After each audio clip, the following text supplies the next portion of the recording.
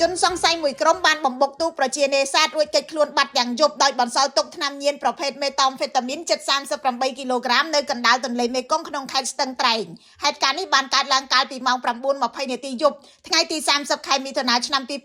2026នៅកន្ទុយកោះហឹបលើទន្លេមេគង្គខេត្តស្ទឹងត្រែងខណៈកម្លាំងចម្រុះកំពុងចុះល្បាតនិងបង្ក្រាបករណីដឹកជញ្ជូនគ្រឿងញៀនខុសច្បាប់អភិបាលខេត្តស្ទឹងត្រែងលោកសសុពុត្រាបានប្រាប់ News Today នៅថ្ងៃទី2ខែកក្កដាថា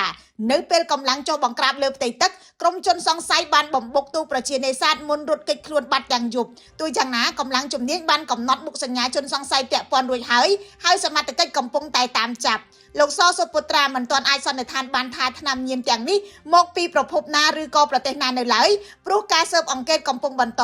បច្ចុប្បន្នកម្លាំងជំនាញការិយាល័យប្រឆាំងគ្រឿងញៀនកំពុងកសាងសំណុំរឿងបញ្ជូនទៅអัยការអមសាលាដំបងខេត្តស្ទឹងត្រែងលោកអភិបាលខេត្តបញ្ជាក់ថាក្រោយប្រតិបត្តិការបង្ក្រាបគ្រឿងញៀននេះចប់សពគ្រប់អាជ្ញាធរនឹងផ្ដល់ព័ត៌មានលម្អិតករណីនេះកើតឡើងស្របពេលដែលការិយាល័យអង្គការសហប្រជាជាតិទទួលបន្ទុកគ្រឿងញៀននិងឧក្រិដ្ឋកម្មឬ UNODC ព្រមានថាទីផ្សារថ្នាំញៀនសំយោគនៅអាស៊ីខាងកើតនិងអាស៊ីអាគ្នេយ៍បានបន្តពង្រីកខ្លួននៅក្នុងឆ្នាំ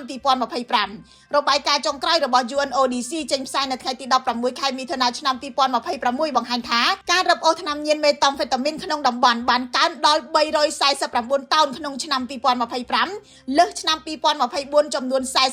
48% UNODC បញ្ជាក់ថាការកើនឡើងនេះបង្ហាញថាបណ្ដាញឧក្រិដ្ឋកម្មឆ្លងដែននៅតែមានសមត្ថភាពផលិតនិងដឹកជញ្ជូនគ្រឿងញៀនក្នុងទ្រង់ទ្រាយធំជាពិសេសនៅតំបន់ត្រីកោណមាសខ្ញុំរស់សុធាពី News Today NTTV